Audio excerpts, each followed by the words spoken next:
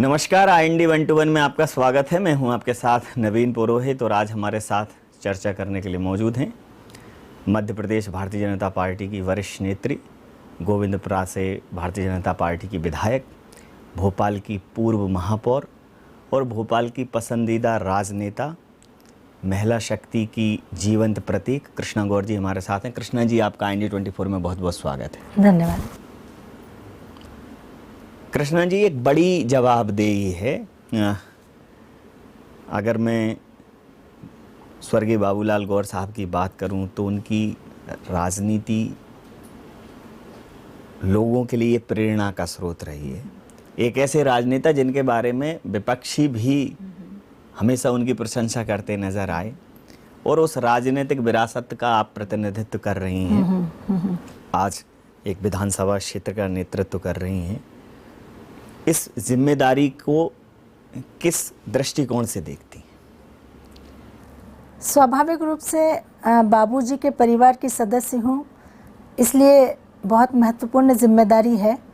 लोगों की अपेक्षाएं भी मुझसे बहुत ज़्यादा हैं, क्योंकि बाबूजी ने जिस प्रकार से इतने लंबे समय तक राजनीतिक जीवन जिया और लोगों का दिल जीता, तो वही अपेक्षा सबकी मुझसे भी है। मुझे बहुत खुशी होती है जब लोग तुलनात्मक दृष्टि से ये कहते हैं कि बाबूजी की बहू है और बाबूजी के संस्कारों पर काम कर रही है, तो खुशी होती है। मुझे भी यही लगता है कि मेरे से कोई भी कभी ऐसा काम ना हो जिससे बाबूजी की तपस्या पर कोई कलंक लगे। तो जो कार्यशैली बाबूजी की थी, उसी कार्यशैली पर मैं सेवा करने के लिए निकली हूँ। संतुष्टि होती है जब लोगों का एक अच्छा फीडबैक मुझे मिलता है। मेरी कोशिश भी यही होती है कि ज़्यादा से ज़्यादा लोगों को मैं संतुष्ट कर सकूं। तो जिम्मेदारी तो बहुत बड़ी है, क्योंकि मेरे पीछे बाबूजी का नाम जुड़ा है। जी, जैसा कि आपने कहा कि उनके पद चिन्हों पर चलने की कोशिश कर रही हैं और वो प्रस्फुटित भी हो रहा है, वो परिलक्षित भी हो रहा है। काम करते समय बहुत ज़्यादा आप इस पर ध्यान केंद्रित नहीं करती कि मेरे काम को देखा जा रहा है कि नहीं देखा जा रहा है, सराहा जा रहा है कि नहीं जा रहा है। कई बार काम के दौरान मीडिया को भी आप एक तरह से ये मीडिया का समय भी काम को दे देती हैं। लोग चाहते हैं कि वो मीडिया में आएँ। सुबह से जो शुरुआत होती है और रात तक जो काम करती हैं, लोगों को ये नहीं लगता, लोगों को लगता है कि उनके परिवार का कोई सदस्य है। जितनी नज़दीकी लोगों की एक पार्षद से होती है, एक महापौर से होती है, एक घर के व्यक्ति से होती है, तो विधायक भी बिल्कुल डोर टू डोर विधायक। इतना मेहनत करने के पीछे का कारण? जब आप काम करते हैं तो लोगों की अपेक्षा भी आपसे होती है। और कई बार मुझे लगता है कि जब मैं अकेले बैठती हूँ, विचार करती हूँ कि लोग कहते हैं कि आप बहुत ज़्यादा करती हैं, बहुत ज़्यादा काम करती है, एक विधायक को इतना काम नहीं करना चाहिए, इतना एक्सपोज़र नहीं होना चाहिए। तो मुझे ऐसा लगता है कि हम किस के लिए चुनकर आए हैं।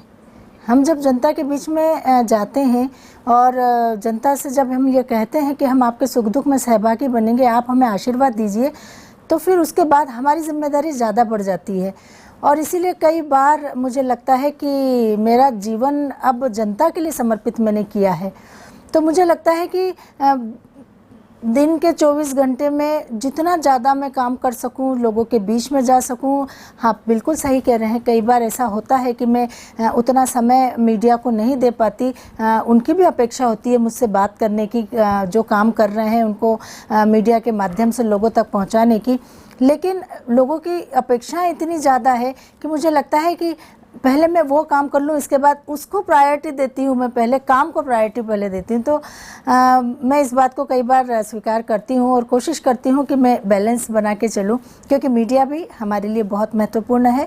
हमारे कामों का प्रचार प्रसार करने का एक माध्यम है। और जो आप काम कर रहे हैं, क्योंकि अब जो ज़माना है, हम जिस टेक्नोलॉजी के युग में रह रहे हैं, ये सोशल मीडिया का ज़माना है।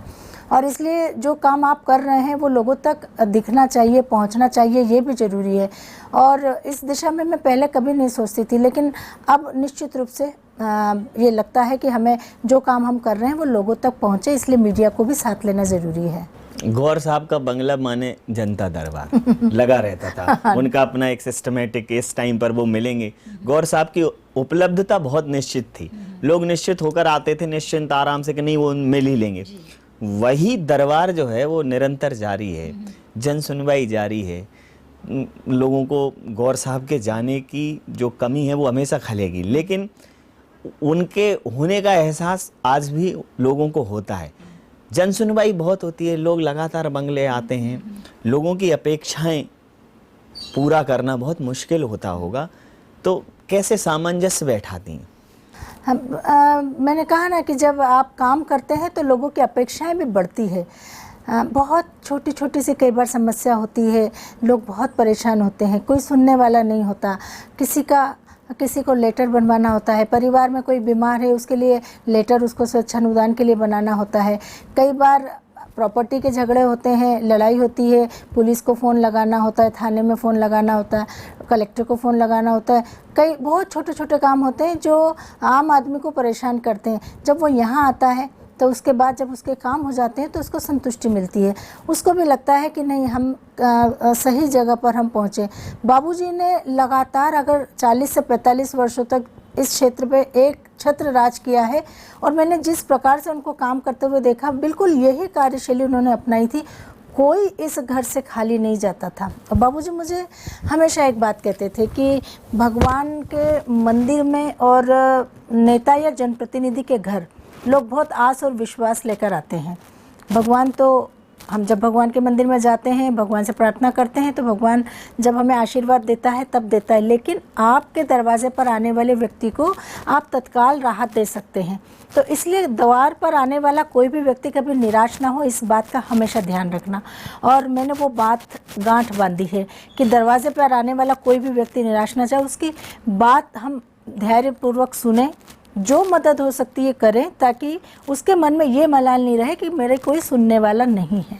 जी, कोविड के दौरान भी लगातार आपकी सक्रियता, मास्क लगाकर लोगों के बीच में पहुंचना, लोगों को कोविड से बचाव की समझाइश देते हुए जान भी चलाना, जहान भी चलाना लोगों ने देखा। और कोविड के दौरान ही जो आपका जन्मदिन जिस उत्साह से मनाया गया वो भी अभूतपूर्व था। मास्क ही मास्क दिखाई दे रहे थे। तो कोविड के दौरान जिस प्रकार से सामान्यतः हर क्षेत्र में लोगों की एक दूरी बढ़ गई, लोग ऑनलाइन आ गए, कहीं ना कहीं जनसंपर्क जनसंवाद कम हुआ, लेकिन यहाँ वो नहीं दिखा। तो कोविड के दौरान लोगों के बीच में पहुँचना, फिर उन्हें राहत पहुँचाना, उनके लिए और भी सुविधाएं मुहैया कराना, तो सामान्य दिनों से कोविड के दौरान का ये पीरियड आप उसका अनुभव जरूर जानना चाहूँगा, कितना चुनौतीपूर्ण था? बहुत चुनौतीपूर्ण था, बहुत कठिन समय था। और चूंकि कोविड का पीरियड ऐसा था जिसकी किसी को कल्पना नहीं थी, एक डर हमेशा मन में था, क्योंकि एक ऐसा वायरस था जो अदृश्य था, दिखाई नहीं देता था। इतना डर मन में था कि किसी चीज़ को छूने पर भी आपको हो सकता है, संक्रमण हो सकता है। पर जिस प्रकार से लोग परेशान हुए, उनकी परेशानी को देखते हुए हमें मैदान में उतरना पड़ा। सारी सावधानियां अपनाते हुए हम मैदान में उतरे, सारे कार्यकर्ताओं के साथ हमने बैठकर योजना बनाई, और हमने हर उस व्यक्ति को राहत देने की कोशिश की जो परेशान था। पूरे कोरोना काल में हमारी कोशिश यही रही कि बहुत सारे लोग ऐसे थे जिनके घर में वो कमाने वाले रोज़ कमाते थे, रोज़ खाते थे, जिनको भोजन की सबसे बड़ी समस्या पैदा हुई। उनके लिए हमने पर डे 10,000 पैकेट भोजन के बनवाए, अपने खुद के यहाँ बनवाए, और उसके बाद उनका वितरण कार्यकर्ताओं के माध्यम से कराया। हमने बस्तियाँ चिन्हित कर ली थी कि इन बस्तियों में रहने वाले, क्योंकि बस्ती में रहने वाले लोग जनरली मजदूर होते हैं, उनके परिवार में जब वो कमाते हैं उसके बाद ही वो खाते हैं। अब ऐसे समय में थोड़े दिन तक तो चल गया, लेकिन उसके बाद उनका गुजारा होना मुश्किल हो गया। तो जब हमने भोजन के पैकेट देना शुरू किए तो आप यकीन नहीं मानेंगे, इतनी डिमांड हमारे पास आने लगी, इतनी डिमांड बढ़ गई कि हर बस्ती से खबर आने लगी। उसके बाद हमने कंटिन्यू किया। हम पहले कुछ दिन के लिए इसको शुरू कर रहे थे, लेकिन हमने फिर जब देखा कि लोगों की आवश्यकता है, भोजन तो कम से कम सबको पहुंचाना ज़रूरी है ऐसे समय में जब सब कुछ बंद था, तो हम लगातार हमने उसको कार्यक्रम को आगे बढ़ाया और बस्तियों में भोजन पहुंचाया। उसके बाद हमने ये भी तय किया कि कुछ परिवार ऐसे थे जिनको रॉ मटेरियल, कच्चा अनाज चाहिए था। हमने पैकेट बनवाए, ऐसे पैकेट जो 15-15 दिन तक उनको कम से कम घर में अनाज उपलब्ध होता, उन पैकेटों का वितरण हमने कराया। और आप यकीन नहीं करेंगे कि अकेले गोविंदपुरा विधानसभा में ही नहीं, जब ये बात चारों ओर फैली तो पूरे भोपाल से मेरे पास फ़ोन आते थे, खासकर महिलाओं के। एक बार घोड़ा नकाज से फ़ोन आया तो मेरे को कहा कि हमें पता है कि आप सबको अनाज बांट रहे हो, मुझे अनाज दे दो, मेरे घर में कुछ भी नहीं है, मेरे बच्चे भूखे हैं। मैंने पूछा कि आप कहाँ रहते हो, क्योंकि हमारा फोकस उस समय गोविंदपुरा था। जनता जनरली हमसे ही अपेक्षा करती, तो हमारा फोकस गोविंदपुरा था। जब उन्होंने कहा कि मैं घोड़ा निकास में रहती हूँ, तो मैंने कहा कि वहाँ आसपास कोई ऐसा काम नहीं चल रहा। उन्होंने कहा कि वो हमें पता नहीं, लेकिन हमें तो आपका पता है, किसी ने हमको आपका नंबर दिया है कि उनसे आप मदद मांगेंगे तो मिल जाएंगी। मैंने तत्काल उनको राहत पहुंचाने का काम किया। ऐसे ऐशबाग से, अशोका गार्डन से पता नहीं कितनी महिलाओं को के फ़ोन मेरे पास आए और मैंने सबको संतुष्ट करने का प्रयास किया, ताकि उनके घर में भी इस कठिन समय में कम से कम बच्चों को भोजन कराने की व्यवस्था हो। तो इस चुनौती भरे समय में भी हमारे कार्यकर्ताओं के साथ हमने लगातार जनता के बीच में रहकर पूरी सावधानियां अपनाते हुए काम किया। और खुशी इस बात की है कि इस पूरे काम में हम लगातार काम करते रहे, पर कोई भी कार्यकर्ता कोरोना से संक्रमित नहीं हुआ। जी, महिलाओं के लिए तो आप आइकॉन हैं। मतलब कोई भी महिला सशक्तिकरण का या महिलाओं से संबंधित कार्यक्रम हो, सामान्य कार्यक्रम तो अपनी जगह पर हैं ही, लेकिन अगर महिलाओं से संबंधित कोई कार्यक्रम हो, कोई परिशिष्ट हो, कुछ भी हो, मतलब अगर आप वहाँ नहीं हैं तो वो अधूरा है। बहुत सारे NGO, बहुत सारे सामाजिक संस्थाएं बहुत अपेक्षाएं रखते हैं और आप लगभग उनके कार्यक्रमों में शामिल होती हो। उन इवेंट्स में शामिल होना, फिर दिन भर की पॉलिटिकल इवेंट मैनेज करना, लोग बहुत आपसे बहुत उम्मीद करते हैं। अभी फेब इंडिया एक सर्वे में आपको टॉप मोस्ट जो है विधायक हैं उनमें सेलेक्ट किया गया। भोपाल से तो अकेला आपका नाम था। तो जब इतनी प्रसिद्धि मिलती है, प्रसिद्धि अपने साथ अपेक्षाएं भी लाती है, उम्मीदें भी लाती है। तो जैसे जैसे ये बढ़ रही है ना, वो तो उम्मीदों का तनाव भी बढ़ रहा होगा। तो हंसते खिलखिलाते ये तनाव मैनेज करने का क्या फॉर्मूला है? कई बार लोग मुझसे पूछते हैं कि राजनीति के क्षेत्र को तो इतना स्ट्रेस का क्षेत्र समझा जाता है, बावजूद इसके हमने कभी आपके चेहरे पे स्ट्रेस नहीं देखा। आप हरियाली तीज पे झूला झूल रही हैं, तो गाना भी गा रही हैं, तो और कार्यक्रमों में शामिल हो रही हैं, उम्मीदें बढ़ रही हैं, चीजें बढ़ रही हैं, लेकिन ये तनाव नहीं बढ़ रहा। उसके पीछे का क्या कारण? लोगों का बहुत प्यार है मेरे प्रति, और खासकर महिलाओं का। जी, मैंने देखा कि महिलाएं बहुत प्यार करती हैं जी। और मतलब मुझे कई बार मैं सोचती हूँ कि पता नहीं ऐसी क्या बात है कि इतना प्यार क्यों करती है वो मुझसे, पर मुझे खुशी बहुत होती है महिलाओं के बीच में जाने पर। और उनके साथ मैं सारी तकलीफ़ें भूल जाती हूँ, सारा स्ट्रेस भूल जाती हूँ। महिलाएं आगे बढ़ें, महिलाओं को सहयोग मैं करूं, मैं महिलाओं की ज़रूरत बनूं। मेरी कोशिश हमेशा यही होती है, क्योंकि मैं आधी आबादी का प्रतिनिधित्व कर रही हूं और मैं जानती हूं कि आधी आबादी को सार्वजनिक जीवन में भी और व्यक्तिगत जीवन में भी बहुत सारी तकलीफ़ों से गुजरना होता है। हमेशा से समाज हमारा पुरुष प्रधान समाज रहा है, तो महिलाओं को उतनी अवसर नहीं मिल पाए, उतनी उनका महत्व नहीं मिल पाया। बीच में रोकने के लिए माफ़ी चाहूँगा, लेकिन ये तो एक और भी अद्भुत संयोग है कि महिलाएं तो आपको स्नेह आशीष देती ही हैं, लेकिन उसी संख्या में पुरुषों की संख्या भी उससे ज़्यादा है। आपका अनुज, आपका भ्राता, कोई इवेंट होती है जो पोस्टर लगते हैं, तो जो और बाकी आबादी है वो भी पूरी मनोयोग से आपके साथ खड़ी है। बहुत प्रेम करते हैं। मुझे ऐसा लगता है कि एक पारिवारिक जब रिश्ता होता है ना, उससे आत्मीयता जुड़ती है। मैं हर एक व्यक्ति से एक आत्मीय रिश्ता जोड़ती हूँ।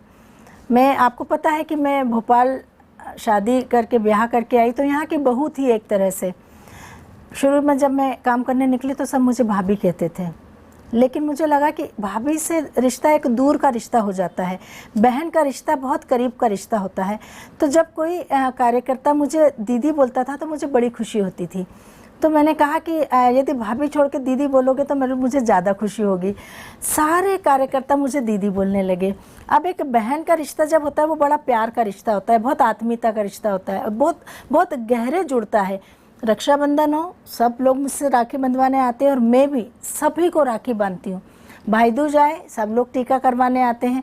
तो जो एक रिश्ता होता है भाई बहन का, वो आत्मीय रिश्ता, वो पारिवारिक रिश्ता, वो राजनीति से कहीं ऊपर होता है। तो ये जो भाव हमारे बीच में बना है, इस भाव की वजह से भी लोग बहुत प्यार करते हैं। तो खुशी होती है मुझे कि एक बड़ा परिवार मेरा बना है। बहुत सारी जीवन में, अपने व्यक्तिगत जीवन में बहुत तकलीफ़ें देखी हैं, बहुत कष्ट झेले हैं, लेकिन एक इतने बड़े परिवार में लोगों ने मुझे संभाला है, मेरे काम को सराहा है, तो मुझे और ज़्यादा काम करने की प्रेरणा मिलती है, ऊर्जा मिलती है। मैं और ज़्यादा ऊर्जा से काम करने के लिए अपने आप को तैयार समझती हूँ। अभी जब उपचुनाव थे तो एक बड़ा संशय था, मध्य प्रदेश की राजनीति में भूतो न भविष्यति जैसी स्थिति थी कि 22 लोग, जिसमें से 6 लोग मंत्री थे, वो ज्योतिरादित्य सिंधिया जी के नेतृत्व में भारतीय जनता पार्टी में आ गए। तो सामान्य धारणा थी कि भाई इलेक्शन में जनता का क्या रुख रहेगा। कांग्रेस कह रही थी गद्दारों को सबक सिखाएगी जनता। मैंने उस दौरान सभाओं में आपको भी संबोधन आपका सुना, देखा, गांव-गांव में आपने चौपाल लगाई, 1-2 जगह में भी साक्षी बना संयोग से। तो लोगों को, उन लोगों के लिए कन्विंस करना जो बिल्कुल नए नए आए थे, कल तक आपके धुर विरोधी थे, फिर भी आपने समझा लिया। समझाते कैसे हैं? देखिए, हम जो बात करते हैं उसमें बहुत सच्चाई होती है और सामने वाले व्यक्ति को ये पता होता है कि जो बात हम कर रहे हैं उसमें ज़रा सा भी छल कपट नहीं है, बिल्कुल सच्ची बात कर रहे हैं। और मैंने देखा इस बाई इलेक्शन में, जब मैं लोगों के बीच में गई, ग्रामीण क्षेत्र में स्पेशली, तो मैंने देखा कि गांव के लोग बहुत बहुत सच्चे होते हैं। उनके सामने जब हम पूरी स्थिति को स्पष्ट रूप से रखते हैं तो उनको समझ में आता है कि सही क्या है और गलत क्या है। और जब हमने अपनी स्थिति उनके सामने रखी तो उन्हें समझ में आया कि वास्तव में भारतीय जनता पार्टी की सरकार ने किस प्रकार से इस मध्य प्रदेश का विकास किया, मध्य प्रदेश की जनता के जीवन स्तर को बेहतर बनाने का काम किया, और 15 महीने में कांग्रेस की सरकार ने किस प्रकार से मध्य प्रदेश को विनाश के कगार पर ला खड़ा किया। हर वर्ग परेशान हुआ और यही कारण था कि जो बातें उनके सामने हमने रखी उस पर उन्होंने भरोसा किया और उसके बाद उन्होंने हमें समर्थन दिया। तो आपकी बातों में सच्चाई होनी चाहिए। जब आप बात करते हैं तो लोगों की आंखें आपको पड़ती हैं। लोग बहुत जागरूक होते हैं, आज का मतदाता बहुत जागरूक है। हम अब मतदाता को गुमराह नहीं कर सकते, तो वो उनकी आंखें आपको पड़ती है कि आप क्या कह रहे हैं। आपकी बातों में अगर उन्हें सच्चाई दिखती है तो वो निश्चित रूप से आपको समर्थन करते हैं। देश में इस समय एक कृषि बिल को लेकर बड़ी ऊहापोह की स्थिति है। किसान आंदोलन कर रहे हैं, खासकर पंजाब और हरियाणा के किसान तो अधिकतर इस आंदोलन में शामिल हैं। मध्य प्रदेश में अभी इसकी कोई सुगबुगाहट नहीं है, क्योंकि विधानसभा क्षेत्र में कई किसान भाई आपके सीधे संपर्क में होंगे। कृषि बिल को लेकर जिस प्रकार का एक वातावरण बना हुआ है उसको बताया जा रहा है किसान विरोधी है। आप स्वयं जनता के बीच में रहते हैं, इस बिल को लेकर आपका क्या कहना है? देखिए, देश में कुछ ताकतें ऐसी हैं जो हर अच्छे काम का विरोध कर रही है। कांग्रेस उसे हवा देने का काम करती है। हमने पूर्व में भी देखा, जब नागरिकता संशोधन कानून CAA आया था, उस कानून में ऐसा कुछ भी नहीं था जिसकी वजह से मुस्लिम घबराएं या उनको कोई डर पैदा हो। लेकिन इस प्रकार का प्रोपेगेंडा कांग्रेस ने किया और लोगों को गुमराह किया कि पूरे देश में अशांति हो गई। कृषि सुधार बिल में भी ये किसानों के हित के लिए आया हुआ कानून है। माननीय प्रधानमंत्री जी ने स्पष्ट रूप से कहा कि किसानों की आय को हमें दुगनी करना है, हमें देश के किसान को समृद्ध करना है और बरसों से आ रही वो पुरानी परंपराओं को हटाकर हम नई शुरुआत एक कर रहे हैं जिससे किसान हमारा समृद्ध होगा। तो कोई ऐसा उस कृषि सुधार कानून में ऐसी बात नहीं है जो किसानों को नुकसान पहुंचाए, लेकिन कुछ चंद लोग हैं, किसान हैं, जिसमें किसान भी बहुत कम होंगे। पूरे देश में आप देखें, सिर्फ हरियाणा पंजाब को छोड़कर और ज़्यादा किसी प्रदेश का किसान उसमें इन्वॉल्व नहीं है। मध्य प्रदेश में तो किसानों को हमारे शिवराज जी के नेतृत्व में इतना समृद्ध किया गया कि किसान को खेती का धंधा घाटे से लाभ में पहुंचाया गया। आज मध्य प्रदेश का किसान खुशहाल है। आपने मध्य प्रदेश के किसानों को नहीं देखा कि इस कृषि सुधार कानून का विरोध कर रहा है। तो यह सिर्फ कुछ चंद लोग हैं और कुछ चंद राजनीतिक दल हैं जो इस प्रकार का माहौल फैलाकर गुमराह करने का काम कर रहे हैं। लगातार प्रधानमंत्री जी इस बात को कर रहे हैं कि यदि कोई बात है तो हम बातचीत करें, क्योंकि किसी भी समस्या का समाधान बातचीत से निकलता है। लेकिन उन्हें देश का वातावरण बिगाड़ना है, उन्हें इस प्रकार का वातावरण बनाना है ताकि जो इतना अच्छा काम एक हो रहा है उसमें रुकावट आए। किसानों की समृद्धि ही इस देश की समृद्धि है, क्योंकि हमारी अर्थव्यवस्था की रीढ़ यदि कोई है तो वो हमारा किसान है। 70% किसान आज देश में हैं, 130 करोड़ नागरिकों में। तो आप कैसे बात कर सकते हैं कि कोई सरकार उनके हित की बात ना करे। प्रधानमंत्री जी ने पहले दिन से कहा था कि कृषि सुधार कानून के माध्यम से जो बिल हम लेकर आए हैं, इसके माध्यम से किसानों की आय दुगनी होगी।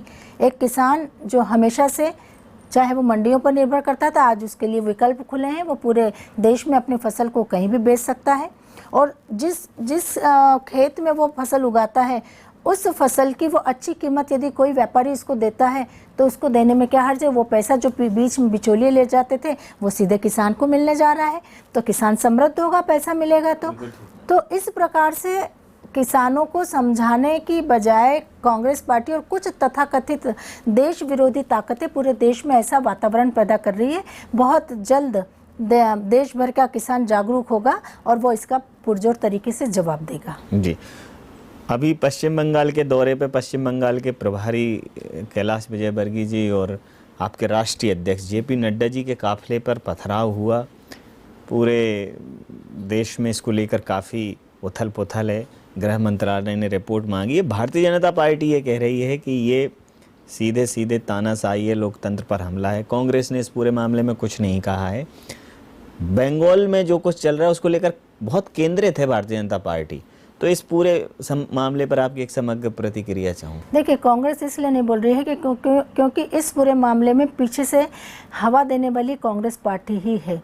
ममता बनर्जी जैसी मुख्यमंत्री जो उस पश्चिम बंगाल में अशांति फैलाने का काम स्वयं करा रही है, ये पूरा देश देख रहा है। एक राष्ट्रीय दल के राष्ट्रीय अध्यक्ष को वहाँ पर जिस प्रकार से वहाँ गुंडा राज का प्रदर्शन जिस प्रकार किया गया, कानून व्यवस्था की धज्जियाँ उड़ाई गई और सबने खुली आंखों से देखा उसे, ये कहीं से भी लोकतांत्रिक नहीं कहा जा सकता। पश्चिम बंगाल में जिस प्रकार से अराजकता की स्थिति है, उससे पूरे देश को इस बात का भय है कि कहीं वहाँ पर कोई अनहोनी ना हो जाए और इसीलिए पश्चिम बंगाल में राष्ट्रपति शासन लागू होना चाहिए, क्योंकि कानून व्यवस्था के नाम पर वहाँ पर कुछ नहीं है। और जिस प्रकार वहाँ के मुख्यमंत्री की हठ धर्मिता है वो पूरे देश ने देखी और पूरा देश आक्रोशित है। जी, पिछले लोकसभा चुनावों में 42 में से 18 सीटें आपको मिली। बहुत अच्छा रिस्पॉन्स था। जहाँ भारतीय जनता पार्टी का नामो निशान नहीं था, वहाँ भारतीय जनता पार्टी एकदम आधे की स्थिति में आ गई। और अब लोकसभा हैं, अगली साल वहाँ विधानसभा चुनाव हैं। लोकसभा में बहुत अच्छा परफॉर्मेंस आपका रहा है। विधानसभा में अभी से आप लोगों का जो नेता हैं वहाँ पहुँच रहे हैं और वो ये कह रहे हैं कि इस बार भारतीय जनता पार्टी को बंगाल का अभूतपूर्व समर्थन मिलेगा। तो कांग्रेस ये कह रही है कि ये पॉलिटिकल स्टंट हैं, ये जो समर्थन पर आप नहीं, बिल्कुल नहीं, ऐसा बिल्कुल नहीं है।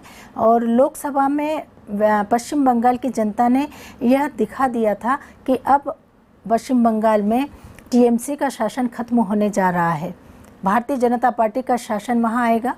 उनका विश्वास प्रधानमंत्री श्री नरेंद्र मोदी जी के प्रति है। लोकसभा के चुनाव में ये वहाँ की जनता ने ये जता दिया था और विधानसभा के चुनाव में अपनी भविष्य की हार को देखते हुए ही ममता बनर्जी घबराई हुई हैं और यही कारण है कि वो इस प्रकार का नाटक वहाँ पर कर रही हैं ताकि उससे उनको सिंपैथी मिले, लेकिन उनको सिंपैथी मिलने वाली नहीं है। अगले वर्ष होने जा रहे विधानसभा के चुनाव में भारतीय जनता पार्टी की वेस्ट बंगाल में सरकार बनेगी। आत्मनिर्भर मध्य प्रदेश की अगर मैं बात करूं तो प्रधानमंत्री मोदी जी ने जैसे ही आत्मनिर्भर भारत की बात की, मध्य प्रदेश में शिवराज सिंह चौहान जी ने कहा कि आत्मनिर्भर मध्य प्रदेश बनाएंगे। आत्मनिर्भर मध्य प्रदेश आत्मनिर्भर विधानसभाओं से, लोकसभाओं से, नगरों से बनेगा। तो आत्मनिर्भर मध्य प्रदेश की परिकल्पना में आपकी क्या कुछ नवाचार रहेंगे, क्या कुछ नई नीतियाँ रहेंगी जिससे क्षेत्र का विकास जो है उसको उस दिशा में ले जाया जा सके? निश्चित रूप से कोरोना के इस संकट काल में पूरे देश में एक बात बहुत तेज़ी से सबके मन को प्रभावित की कि देश को अब आवश्यकता है आत्मनिर्भर बनने की और ऐसे समय में हमें स्वदेशी को अपनाने की बहुत आवश्यकता है, क्योंकि अगर हम स्वदेशी को अपनाएंगे तो हमारे देश का पैसा देश में ही रहेगा और जब देश का पैसा देश में रहेगा तो उससे समृद्धि आएगी, देश की आर्थिक दर बढ़ेगी। और इसीलिए आत्मनिर्भर भारत की परिकल्पना माननीय प्रधानमंत्री जी ने उसी समय की थी कि देश को अब आत्मनिर्भर बनाने की आवश्यकता है और ज़्यादा से ज़्यादा स्वदेशी को अपनाने की आवश्यकता है। आत्मनिर्भर मध्य प्रदेश बने, माननीय मुख्यमंत्री जी ने ये रोड मैप बनाकर पूरा खाका तैयार किया है और उसी पर हम अपने सारे कैबिनेट के मंत्रियों को भी नवाचार करने के निर्देश भी दिए हैं। विधानसभाओं में भी हम अपने अपने स्तर से आत्मनिर्भर विधानसभा बनाने के लिए हम प्रयास करेंगे और कोशिश करेंगे कि कई बार जब कोई बड़ा प्रोजेक्ट हमारे विधानसभा में आता है या कई बार कोई बड़ा काम जब होता है तो बहुत सारी विदेशी कंपनियां उसमें भाग लेती है। हम उन कंपनियों को शामिल ना करते हुए कोशिश करें कि हमारे देश के लोग ही या देश की कंपनियां ही उसमें पार्टिसिपेट करें ताकि उनको लाभ मिले, और जब उनको लाभ मिलेगा तो सीधे सीधे भारत आत्मनिर्भर बनेगा। और इस दिशा में हर एक व्यक्ति ने अपने अपने स्तर से प्रयास करना चाहिए। अपने अपने घरों में हम अपना जो भी हम सामान का उपयोग करते हैं उन सामानों में भी बहुत सारा सामान विदेशी होता है, उनको भी हम अब अपने देश का बना हुआ सामान यदि उपयोग करेंगे तो हमारे देश की आर्थिक उन्नति होगी, और जब आर्थिक उन्नति होगी तो देश समृद्ध होगा। तो आत्मनिर्भर भारत की कल्पना प्रधानमंत्री नरेंद्र मोदी जी की इस देश को आगे बढ़ाने की कल्पना है। जिस प्रकार से समय के साथ चीज़ें आगे बढ़ेंगी, जिस प्रकार से समय के साथ कुहासे छटेंगे, लोग भारतीय जनता पार्टी को जानेंगे, भारतीय जनता पार्टी को पहचानेंगे, चाहे बात फिर वो नागरिकता संशोधन बिल की हो, कृषि कानून की हो या किसी अन्य बदलाव की हो। क्योंकि हम काम सिर्फ काम के लिए करते हैं, नाम के लिए नहीं करते। और जिन मुद्दों पर भारतीय जनता पार्टी काम कर रही है वो इस देश को सशक्त बनाने की दिशा में, आत्मनिर्भर बनाने की दिशा में उठाए गए कदम हैं। उसमें भारतीय जनता पार्टी का हर जनप्रतिनिधि प्राण और प्राण से शामिल है। आपने जिस सहजता से, जिस आत्मीयता से तमाम सारे सवालों का अपने चिरपरिचित अंदाज में जवाब दिया, हमारे साथ इतना समय साझा किया, आपका बहुत धन्यवाद, बहुत आभार।